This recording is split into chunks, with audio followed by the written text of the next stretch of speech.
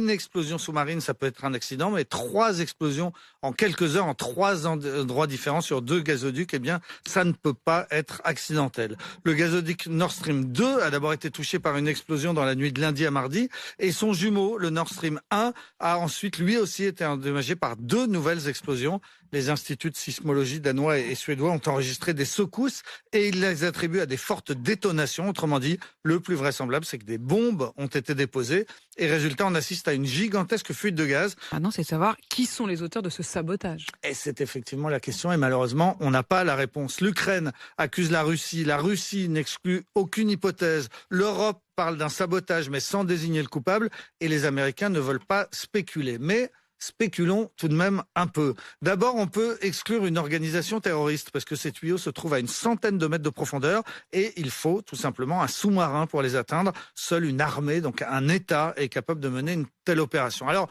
ensuite, on peut se demander à qui profite le crime. If Russia invades, that means tanks or troops crossing the border of Ukraine again. Then there will be no longer a Nord Stream 2.